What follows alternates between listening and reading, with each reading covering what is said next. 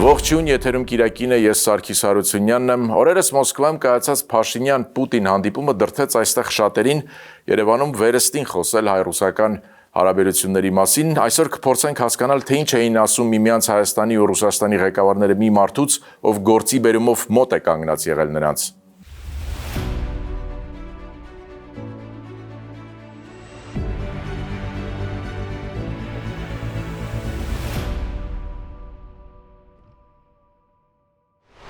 Մեր հյուրն է Ռուսաստանում Հայաստանի նախկին դեսպան, Հայաստանի պաշտպանության նախկին նախարար Վաղարշակ Հարությունյանը։ Բարև ձեզ, պարոն Հարությունյան, շնորհակալություն հրավերն ընդունելու համար։ Պարոն Հարությունյան,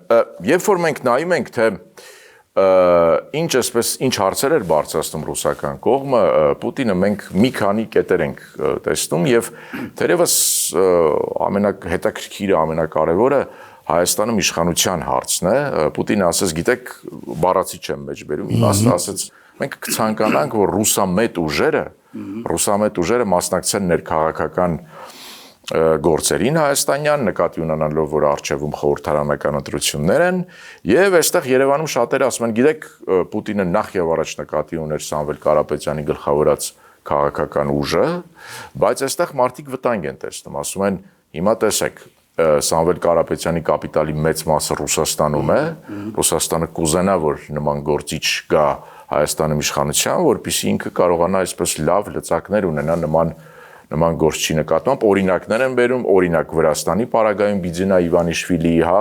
նման օրինակներ մենք կարող ենք փորձեր Ուկրաինայի դեպքում կարող ենք տեսնել, Մոլդովայի դեպքում տեսնել։ Դուք նման վտանգ տեսնում եք։ Առաջինը ես ուզում եմ շեշտեմ, որ անկախությունից ի վեր եղել են խնդիրներ հայ-ռուսական հարաբերություններում, մանավանդ սովետի վերջի տարին 91 թվին, երբ որ կալցո օպերացիան տեղի ունեցավ, հետագայում էլ Լեռնային Ղարաբաղում, չէ, նաև Հայաստանի տարածքով։ Այո, Տավուշում։ Դա իմաստը դա էր, որ այն ժամանակ ես Պաշտպանության կոմիտեի նախագահի առաջի տեղակալն էի, ներքին գործերի նախարարի տեղակալ, եւ ամբողջ բանակով ես էի զբաղվում, եւ այդտեղ խնդիրը հետեւյալն էր, որ Ղարաբաղից հետո գալ Հայաստան եւ ասենք թե ձերբակալել այդպես ասած բայևիկներին եւ ցույց տալ, որ Հայաստանում կան ոչ օրինական զինված խմբեր եւ դրա հիման վրա մտցնել կոմենդանտսկի չաս Հայաստանում եւ բարձր ինչ է լինելու։ Ուղղակի այն ժամանակ ես ճիշտ պահին հրանք տվեցի մեր այդ հadoop գնդից, մյուս ջոկատներից սահմանից հետ քաշեցի, դա առանձին պատմություն է եւ առաջ ուղարկեցի ոստիկաններին։ Ոչինչ մենք դրանով փրկվեցինք այդ պահին, նաև հետո էլ են եղել միջադեպեր, երբ որ հայ-ռուսական հարաբերությունները մի քիչ վատթարացել են, օրինակ բերեմ, երբ որ Կազիմիրովը համանախագահ ռուսական կողմից Ղարաբաղի հարցում, ինքը պետքա հատեր սահմանը Ադրբեջանի կողմից մեր կողմ անցներ, դա այդպես պլանավորված էր իր այցը, եւ այստեղ սխալ է տեղի ունեցել, ինքը պիտի հատեր մի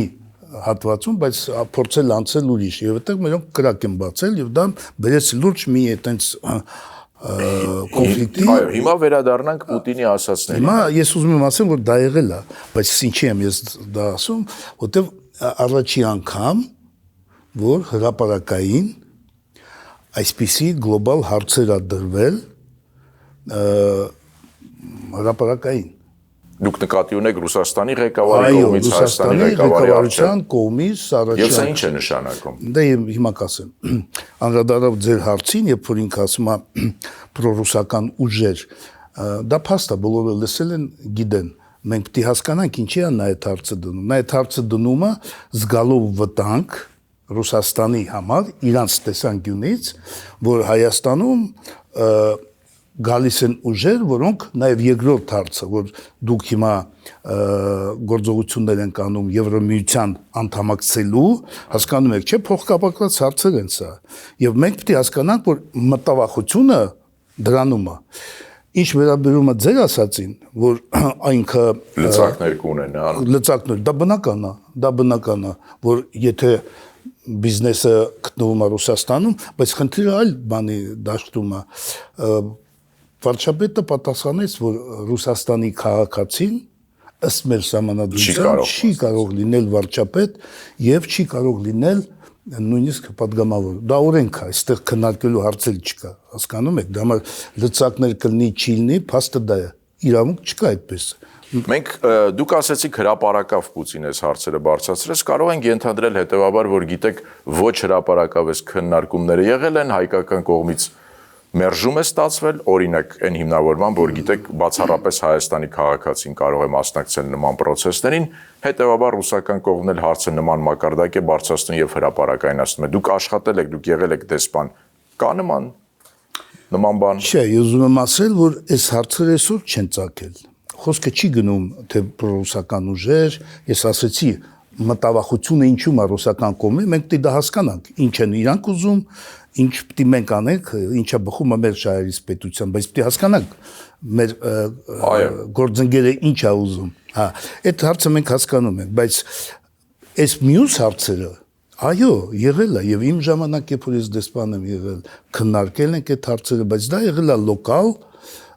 նեղ շրջանակներով եւ փակ ֆորմատով։ Եվ հետեւաբար, երբ որ իրանք բարձրաձայնում են այդ հարցերը, ինչ է սա նշանակում։ Եթե իրանք բարձրաձայնում են, ուրեմն իրանք չեն ստացել համապատասխան իրանք բավարարող հարցերի պատասխան։ Պարոն Հարությունյան, հաջորդ կետը, տեսեք, այդ հանդիպումից հետո Ռուսաստանի փոխվարչապետ Օվերչուկը խոսեց Հայաստանում գործող ռուսական ընկերությունների մասին, ըստ էության թրիփի մասին էր նաև խոսքը, մոտավորապես 10 գործակալությանը տված հարցազրույցում, մոտավորապես ասաց հետևյալը, որ մենք տեսանք ինչ եղավ Հայաստանի էլեկտրական ցանցերի հետ, Հայաստանի կառավարությունը ըստ էության ազգայնացրեց, դա ըստ էության ռուսական կապիտալով գործող ընկերություններ, հիմա կարծես վտանգը կախված է հայաստանյան երկաթուղու վրա, որը գիտենք կոնցեսիոն պայմանագրով հանձնված է ռուսական երկաթուղուն, այդտեղ կա թրիփի հարցը եւ ըստ էության ուզում եք թրիփից դուրս մղել, որովհետեւ Ռուսաստանը չկա այդ պայմանավորվածություններում Ռուսաստանին, հիմա եթե ռուսական երկաթուղուն էլ կզրկեք, հա, աշխատելու հնարավորությունից, դա կունենա հետևանքներ հայկական բիզնեսի համար Ռուսաստանում, դուք այստեղ ինչ զարգացում եք սպասում։ Դե անդրադառնանք նախորդ ձեր հարցին, դա փոխկապակված հարցեր են, հասկանում եք, չէ՞, եթե հարց են դնում պրոռուսական ուժեր, հարց են դնում, որ դուք գնում եք դեպի Եվրոպա, դա ձեր խնդիրն է, բայց դա համատեղելի չի, ու բերում են թվեր, որ ասենք թե Հայաստանի ապրանքաշրջանառությունը ավելացել է 12 անգամ,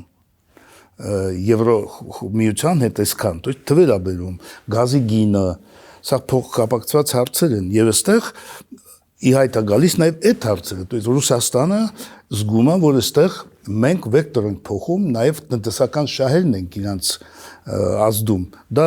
բաշխի ցանցերն է, դա երկաթգիծն է, դա ատոմակայանն է, հասկանում եք, կոմպլեքս sense ստացվում է բան։ Դրա համար ես գնահատում եմ, որ այսպիսի բացահայտ խոսակցությունը հրապարակային, դա ունի նպատակ կոնկրետ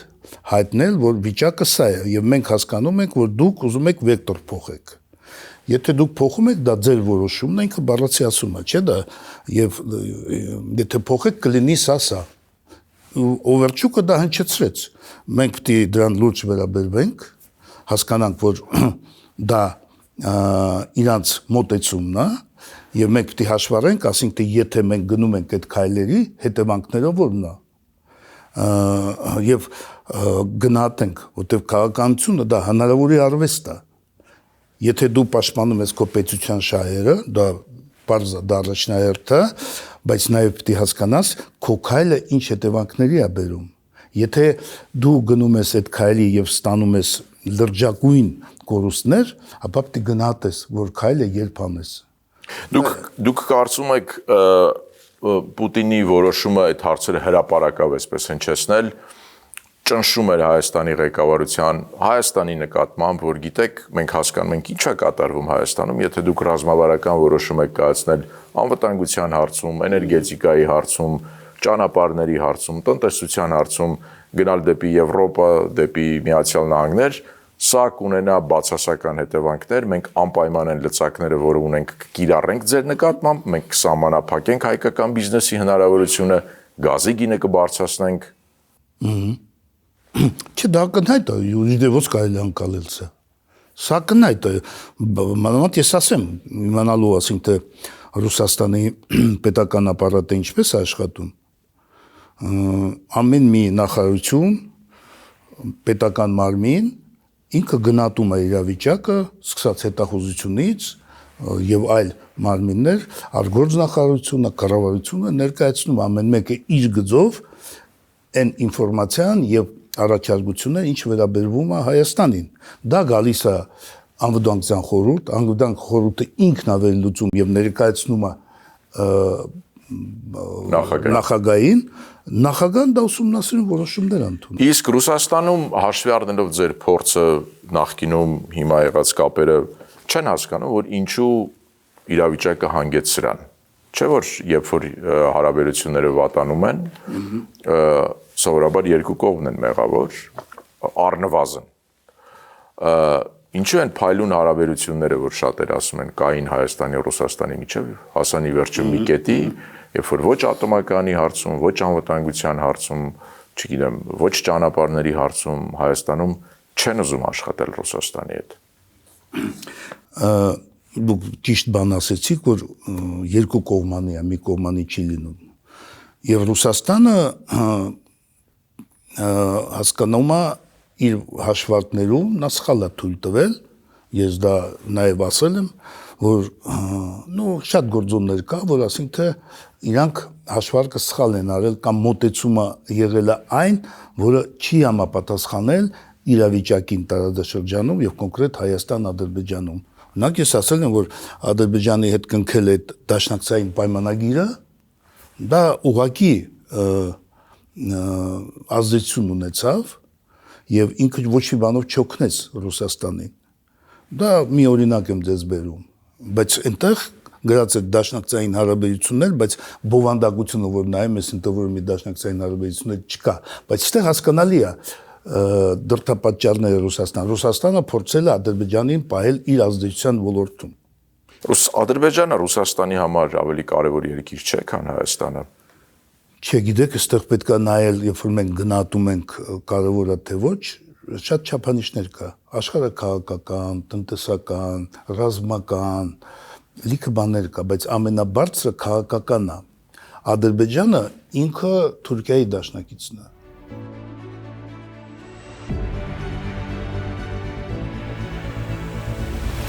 Պարոն Հարությունյան, անվտանգության հարցին անդրադառնանք, մենք կարող ենք ասել, որ այդ հարցում այն ինչ որ տեղի ունեցավ 20 թվականին, 22 թվականին Հայաստանի վարչապետը նույնպես այդ մասին խոսեց Մոսկվայում, այն ինչ որ տեղի ունեցավ Լեռնային Ղարաբաղում 23 թվականին, երբ որ ռուս խաղաղապահներ այնտեղ ներկային, բայց հայկական բնակչությունը դուրս մղվեց, վտարվեց իր պատմական հայրենիքից։ Դրանից հետո մեղմ ասած խորը անվստահություն կա Ռուսաստանի հետ անվտանգության հարցում որևէ համագործակցության առումով։ Մենք կարող ենք ասել, որ այստեղ գուցե ինչ-որ նորություններ լինեն ուկրաինական պատերազմից հետո։ Ռուսաստանը ինչ-որ նոր առաջարկներով հանդես գա։ Նորից եմ ասում, գիտեք ինչ, այստեղ խնդիրները շատ բարդ են։ Երբ որ մենք փորձում ենք մոտենալ այսպես մեր տեսանկյունից, Պարզա մեր տեսանկյունը որն է, բխում է մեր շահերից, բայց դու չես կարող ճիշտ եզրակացման գալ, եթե դու չես գնահատում նաև իր դրդապատճառները, գործողությունները, հնարավորությունները։ Այստեղ ակնհայտ պարզա, որ մի բան, որ ինքը Ռուսաստանը չէր ուզում բացել երկրորդ ճակատ Ուկրաինայի պարագայում, եւ դա պատմության մեջ այդպես բան եղել է 1914 թվականին ռուսական կայսրությունը, երբ որ կար Կովկասյան ճակատ եւ Արևմտյան ճակատ եւ այստեղի գեներալ գուբերնատորը զեկուցում է թագավորին եւ ասում է գիտեք ինչ Թուրքիստանի ռազմական կորպուսը պետքա մեզ տրամադրեք Կովկասյան ճակատին որպեսզի մենք կարողանանք առաջ գնալ թագավորը եւ գենշտաբի պետը ներողություն իմպերատորը եւ գենշտաբի պետ ասում են, այո, մենք հասկանում ենք դրա անհրաժեշտությունը, բայց այսօր այստեղ արևմտյան ճակատը ունի ռազմավարական նշանակություն եւ այդ կորպուսը տեղափոխում են այնտեղ։ Նույնը հիմա է, то есть կրկնվում է, то есть Ռուսաստանը ունի այնտեղ խնդրեմ լրջագույն, որը սպառնալիքը ոչ թե միայն որոշ նահանգների իրան, ամբողջ Ռուսաստանի հասկանում ենք, չէ՞, եւ այստեղ կա վտանգ։ Դա համար ինքը հաշվելով իր ռեսուրսները, ուժերը, հասկանում են, որ երկրորդ ճակատ բացել հնարավոր չի իրան եւ ինքը դրանից խուսափել է։ Ինչ վերաբերում է, ասենք թե այդ թեմային նաեւ կապված հապկի հետ, հիմա տեսեք ինչ օրինակ ասում են հապկը լիազորություններ չուներ Ղարաբաղում։ Դա համար ինքը չէ, ես դա համաձայն չեմ։ Դա ռուսական կողմն է ասում։ Այո, ռուսական կողմն է ասում, բայց դա ինչ չի։ Բայց ես ստեղծում եմ նաև այստեղ մեր թերի աշխատանքը մինչև այդ պատերազմ եւ հետագայում, որ հապկը դե պարզա ղեկավարում է ընդունված փաստաթղթերով։ Դա հապկի կանոնադրությունն է, դա հապկի պայմանագիրն է, տարբեր մեմորանդումներ կան, նաև Ղարաբաղի մասին ընդունվել է, բայց կա նաև հայեցակարգ կոլեկտիվ անվտանգության։ Իրոպեից ավարտեմ, հայեցակարգ անվտանգ, որտեղ գրված է ինչ է հապկի համար, հապպետության անդամների ռազմական սպառնալիքը, դա հակամարտություններն է կոնֆլիկտ պետությունների, անդամ պետությունների սահմանների մոտ։ Ղարաբաղը գնում է այդտեղ եւ ինքը դիդարգվում էր որպես ռազմական սպառնալիք եւ հապկը պիտի մինչեւ պատերազմը գործել այդ ուղղությամբ, որպեսզի կանխի պատերազմը, որտեղ դա սպառնալիք է հապկ պետությունների։ Բայց այսպիսի տեսակետ էլ կա, որ ասում են, գիտեք, այո, այդ ֆորմալ փաստաթղթերը կարևոր են, բայց մենք ունենք այլ օրինակներ, երբ որ ֆորմալ փաստաթղթերը մի կողմ են դրվել եւ Ռուսաստանը գործել է Աբխազիան, Հարավային Օսիան 2008 թվականին, ի վերջո Ուկրաինան։ Ուկրաինայի պարագայում Ռուսաստանը ֆորմալ առումով ներխուժեց այլ պետության տարածք, կներեք մեղմ ասած անտեսելով ֆորմալ որևէ միջազգային իրավունքը պայմանավորվածություններ, այդ թվում 94 թվականի Բուդապեշտի կոնվենցիան, Եռակողմ Միացյալ Նահանգների եւ Միացյալ Թագավորության հետ, երբ Ռուսաստանը պարտավորվում էր ապահովել Ուկրաինայի տարածքային ամբողջականությունը։ Ես ինչ եմ ուզում ասել, որ երբ որ պետք է շահերին, մի կողմ են թողնում ոչ միայն Ռուսաստանը, շատ երկրներ աշխարհի, մի կողմ են թողնում ֆորմալ պարտավորությունները եւ պարզապես գործում են։ Հետեւաբար, երբ որ ռուսական կողմը ասում են, գիտեք, Արցախը, Լեռնային Ղարաբաղը հապկի այսպես իրավասության շրջանակից դուրս էր, կներեք դա ոչ ոք լուրջ չի ընկալում։ Դե չէ, եստեք հասկանում եք, դուք ճիշտ եք ասում։ Ես դրա համար մի քիչ առաջ ես պատմեցի եւ առաջին համաշխարհային պատերազմից, որ այո, կա հաշվարկներ եւ կա սպառնալիքներ, ինչի իման վրա որոշումներ են, բայց փաստաթղթայինը դա պարտադիր է։ Հիմա ինչ որ դուք ասում եք, որ ասում են հապկը այնտեղ լիազորություններ չուներ, ես դες ասում եմ ուներ։ Այս բանի կոնցեպցիայի հայեցակարգի ներքո։ То есть մենք դա էլ պետք է օգտագործենք, ասենք թե հապկում չնայած հիմա ցարացված է, բայց մենք պետք է ասենք, որ այո, կար լիազորություններ եւ անպայման չի որ պատերազմը սկսվել կամ հապկը մտնել, ինքը պետք է ամեն ինչ աներ, որպեսզի կանխեր այդ պատերազմը Ղարաբաղում։ Դուք կարծում եք Հայաստանի իշխանությունները ճիշտ են անում, որ նման սառեցված իրավիճակում են թողում, թե ընդհանրապես պետք է դուրս գանք կամ վերականգնենք մեր հարաբերությունները։ Ագիս դուք հարցեր եք տալիս մարտավարական, իսկ պետք է այս հարցի պատասխանը տրվի ոչ թե այս կոնտեքստով, այլ ընդհանրապես մենք անվտանգության հայեցակարգ ունենք թե ոչ, եւ այդ հարցերի պատասխանը ռազմավարական մակարդակով պետք է տա այդ հայեցակարգը, որը մենք ընդունել ենք եւ ուժի մեջ ենք մտցրել 2007 թվին, դրա հիման վրա մշակվել է ռազմական դոկտրին եւ դրանից հետո օթում է մնացել, նույնիսկ այնտեղ գրված էր, որ պիտի վերանայվի 2015 թվին։ Նոր որ ընդունված է, դա ուժի մեջ դրված չի։ Ինչի՞։ То есть բոլոր պատասխանները որ դուք տալիս եք, այդտեղ պետք է ընդունված է մի հատ ռազմավարություն, բայց ինքը ուժի մեջ չի մտցրած ինչ առումով։ Այն առումով, որ պիտի դրա հիման վրա մշակվի ռազմական դոկտրինը, արտաքին քաղաքականության դոկտրինը եւ այլ ոլորտների, там բարենային անվտանգություն, հասկանում եք, չէ՞, բոլոր ուղղություններում, որտեղ մենք ունենք սպառնալիք, որտեղ հայեցակարգը պետք է պատասխանի 3 հարցի՝ շահերը պետության, սպառնալիքները եւ ոնց ենք չեզոքացնում։ Բայց մենք հիմա չունենք ռազմական դոկտրին։ Մենք չունենք արտաքին քաղաքականության դոկտրին, որտեղ այդ բոլոր հարցերի պատասխանը պետք է լինի։ Եվ դրա հիման վրա, իսկ դա պետք է կառավարության որոշումով մտցվի, ժամկետներ նշանակվի, երբ որ մշակվի այդ դոկտրինները, եւ դրա հիման վրա նախարարությունները պետք է մշակեն իրանց հրամաններով այդ իրականացումը։ Հիմա այդ որ դուք ասում եք հապկից պետք է դուրս գանք, թե ոչ, դա նեղ հարց չի։ Մենք պետք է հասկանանք, մենք այսօր ինչ ունենք։ Մենք այսօր ունենք իրավական ուժ ունեցող փաստաթղթեր Ռուսաստանի հապկի հետ։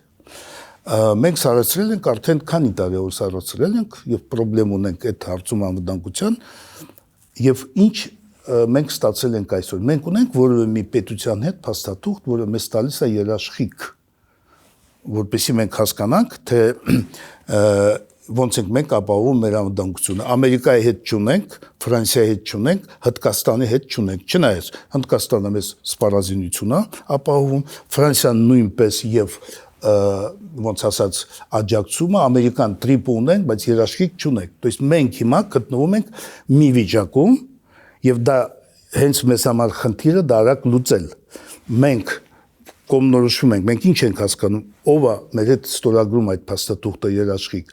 Դրանից բխում է հապկի հետ ինչ ենք անում, դրանից բխում է Ռուսաստանի հետ ինչ ենք անում։ Բայց մենք ունենք Ռուսաստանի հետ այդ բոլոր փաստաթղթերը, որոնք 20 թվականից հետո անգամ չգործեցին։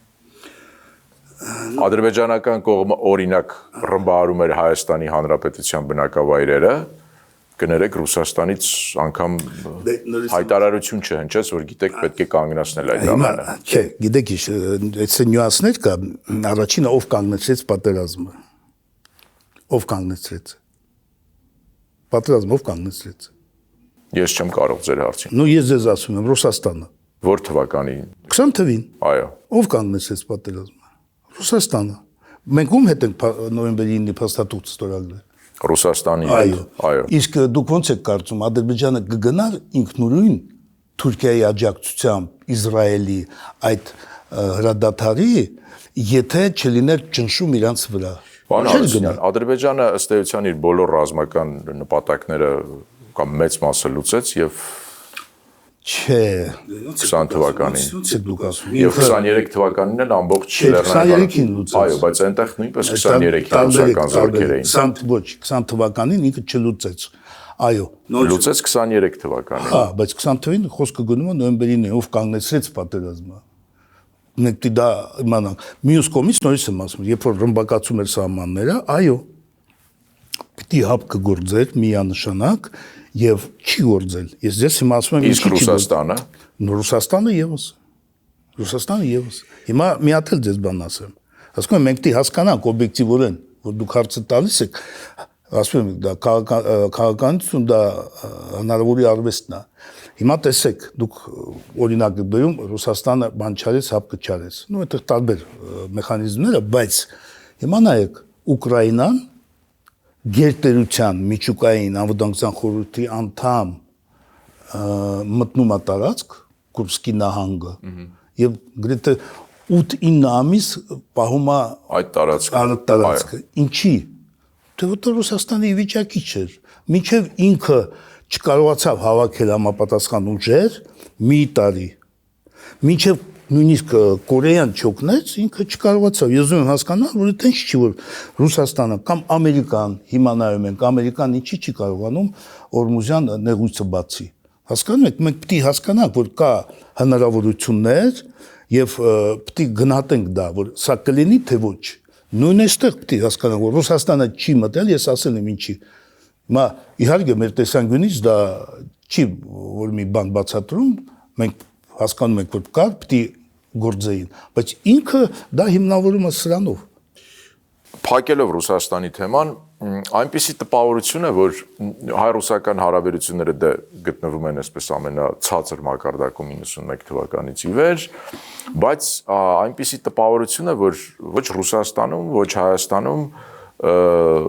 պատկերացումներ անգամ չկան, գուցե սխալվում եմ, թե ընդհանրապես հետագայում ռազմավարական առումով ինչ հարաբերություններ են լինելու Հայաստանի ու Ռուսաստանի միջև, որտեղ այն համատեղ շահերը, որ գծվել էին 91 թվականից հետո, հետևաբար դրա ներքո եղած մեխանիզմները 20 թվականից հետո դրանք մեկը մյուսի հետևից այսպես տապալվելով գնացին եւ հիմա կողմերի մոտ անգամ չկան այդ պատկերացումները, թե ընդհանրապես մենք ինչ ենք ուզում միմյանցից։ Ռուսաստանում, Հայաստանում, երբ որ դուք շփվում եք, ինչ պատկերացումներ կան այս առումով։ Օրինակ, արդյոք մարդիկ սպասում են, որ Ուկրաինայի պատերազմը երբ որ կավարտվի, գուցե Ռուսաստանում իշխանություն փոխվի, նոր պատկերացումներով մարդիկ գան, այս շահերը նորից գծվեն։ Գիտեք ինչ, Ռուսաստանի շահերը պետք է հասկանանք ինչ է։ Ռուսաստանի շահերը Կովկասում, հասկանում եք, շատ մեծ են։ Եվ Ռուսաստանի շահերից էր բխում նաև Ղարաբաղում մնալ, որպեսզի դա լծակ էր ունենալ ազդեցություն հարավային Կովկասի վրա։ То есть նաև Հայաստանը։ Այո, իրանք ասում են, որ մենք կրկնում են հիմա էլ ասում, որ մենք դաշնակից ենք, մնում ենք ու մենք գնահատում ենք, որ Հայաստանը մեր ամենամոտիկ դաշնակիցներից է։ Ինքը չի հրաժարվում, ինքը չի ասում, որ ես ինքը հիմա ասում է դու քայլեր եք անում, որը դեմ է։ Նաև փորձում է բացատրել, թե ինչ եղավ Ղարաբաղում եւ ինչի հապկը չգործեց։ Այո, հասկանում եք, չէ՞, սա է վիճակը։ Մյուս հարցը, որ դուք ճիշտ եք ասում, այո, Ռուսաստանում նաև հիմա նոր սերունդ է եւ չկա մասնագետ Հայաստանի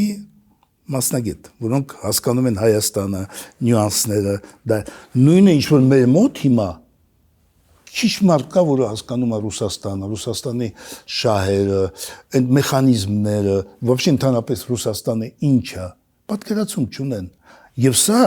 օբյեկտիվ այս նոր պատմության իրավիճակը, երբ որ եւ Ռուսաստանը լիարժեք չի հասկանում ինչ է կատարում Հայաստանում, եւ Հայաստանը Ռուսաստանում։ Եվ այստեղ, այո, նորից եմ ասում, մենք պետք է հասկանանք ինչ է, այո, վաղը ավարտվելու է պատերազմը Ուկրաինայում, ինչ է լինելու։ Ռուսաստանը ինչ անելու այստեղ։ Մյուսը ավարտվելու է պատերազմը Իրանում, ինչ է լինելու։ Տրիպի հետ ինչ է լինելու շարունակությունը, Իրանը իրան ոնց է պահելու, հասկանում եք, այդ պետությունները, Պարսից ծոցի պետությունները, ինչ է լինելու այդ պետությունները եւ Ամերիկայի հարաբերությունները, Եվրոպա, եթե Թրամփը հիմա ասում է ՆԱՏՕ-ն ինձ համար չի գործում, եւ նույնիսկ քննարկում է հարց դուրս գալ, ասում է Կանադան պետք է լինի 51-րդ շտատ, то есть մենք ապրում ենք մի ժամանակահատվածում, երբ որ այն միջազգային անվտանգության համակարգը, որը ձևավորվեց 45 թվին ու գործում էր նաև ՄԱԿ-ը, անվտանգության խորհուրդը, հիմա չի գործում դե ֆակտո։ Ոչինչ չկա այդ առումով։ Չկա ոչինչ բան, հասկանուք, մեր այս պարագայում մեր արտաքին քաղաքականության խնդիրը, անվտանգության խնդիրը, մենք պետք է ապահովենք մեր անվտանգությունը առաջնահերթ։ Իսկ դա անվտանգությունը մենք կարող ենք ապահովել, երբ որ ես ասեցի, երբ որ մենք հստակ ունենանք ոչ թե գրած մի հատ փաստաթուղթ գծած չգործող, այլ պետք է ունենանք մշակված խորքային բաց մաս, գաղնի մաս, որը բոլոր այս հարցերի պատասխանը կտա, նաև պետք է կանխատեսի, թե մենք ինչ քաղաքականություն պետք է վարենք, ճիշտ եք ասում։ Պատերազմը Իրանինը կարող է մի ամսից ավարտվի, Ուկրաինան կարող է մի տարուց ավարտվի։ Մենք պետք է պատրաստ լինենք նաև մեր քաղաքականություն այսօր վարենք, հաշվի առնելով այդ հանգամանքները։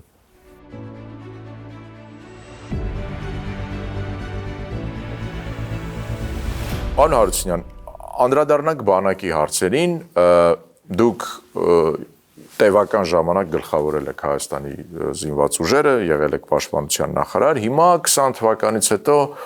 Հայաստանը հաշվի առնելով դասերը, դառը պատմության դասերը, փոխում է, աշխատում է փոխել զինված ուժերը, այն ինչ որ մենք տեսնում ենք մեծ քանակությամբ սպառազինություն, արևմտյան ստանդարտներով հնարավորինս սպառազինություն մենք տեսնում ենք, որ այդ առումով օրինակ աննախադեպ երևույթներ Միացյալ Նահանգների հետ ենք,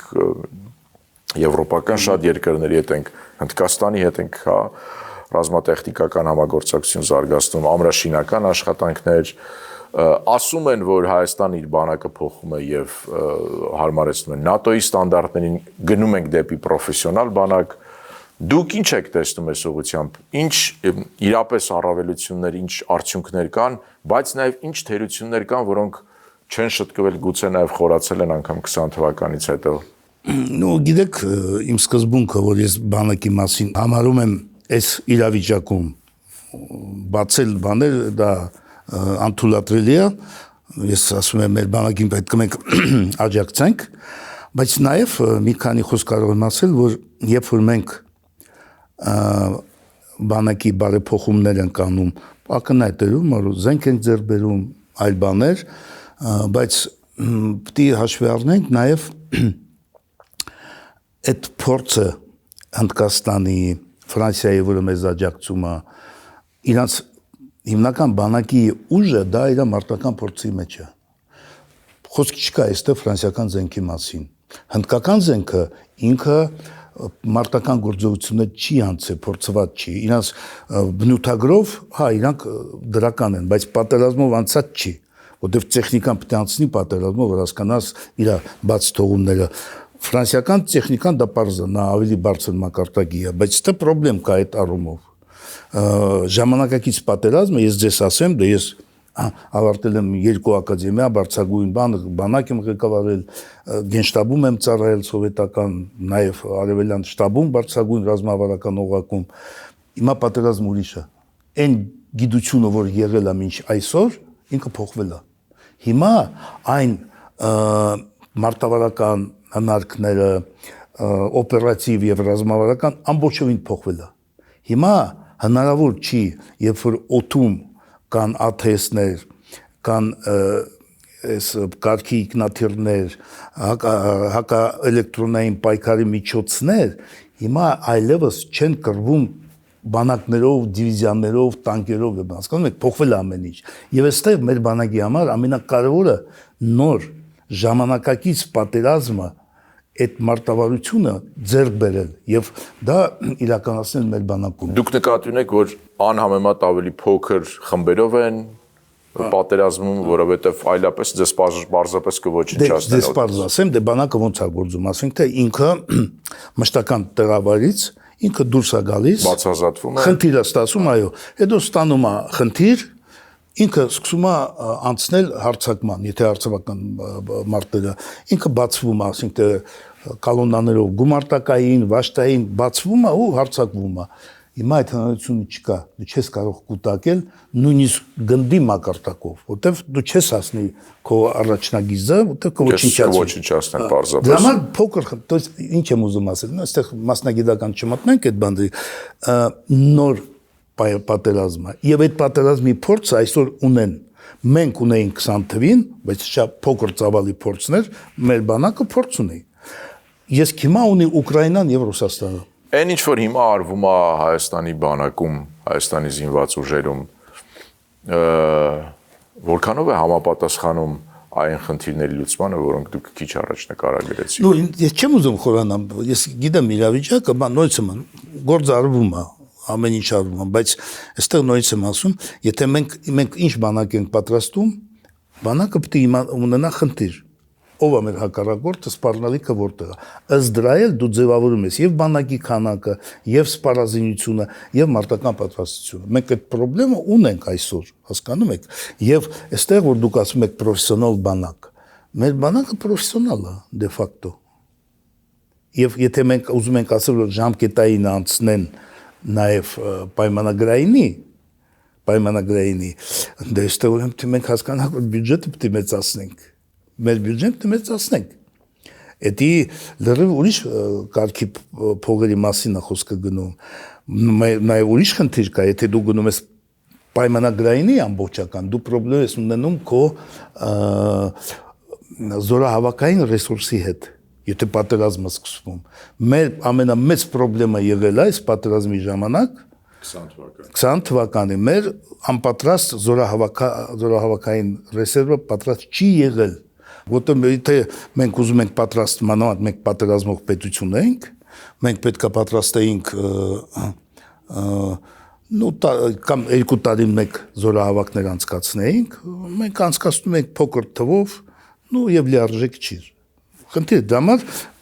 բոլորն էլ գիտեն, որ մեր մոբը, որ եկավ այդպես կոչված, ինքը չկարողացավ նորմալ, ասենք թե դիմակայել, եւ խնդիրը այստեղ անձերի մեջ չէր։ Մեր բանակը շատ լավ կռվել է։ Մեր բանակը ես շատ լավ կայուն կանգնել ամեն ինչի, բայց այս բաց թողումները, որ եղել են խաղաղ ժամանակ, դա մեզ թույլ չտվեց, բայց նաև պետք է հասկանանք, որ բացի դրանից մենք կռվել ենք ոչ թե միայն Ադրբեջանի հետ, նաև օբյեկտիվ պատճառ հասկանում եք, կա օբյեկտիվ պատճառներ, օբյեկտիվը նա էր, որ Թուրքիա, Սիրիայից այդ բարձկանները, Իսրայելը ամբողջ ուժով էր մասնակցում եւ Պակիստանը։ Սա է հիմնականում, որ մենք անհաջողություն ենք ունեցել, դրան գումարվել է եւս ուրիշ բաներ, եւս այդ ներքին մարտավարական եւ նու ամենակարևորը մենք այն ինչ որ ես հիմա ասում եմ, մենք չենք ձևավորել պետության անվտանգության համակարգ։ Մենք չենք ունեցել պատերազմին պատրաստելու ծրագիրը պետության, հասկանում եք, չենք ունեցել։ Պարոն Հարությունյան, շնորհակալություն հարցազրույցի համար։ Ես հիշեցնեմ, որ հյուրընկալել էինք Հայաստանի պաշտպանության նախկին նախարար, Ռուսաստանում Հայաստանի նախկին դեսպան Վաղարշակ Հարությունյանին, կհանդիպենք։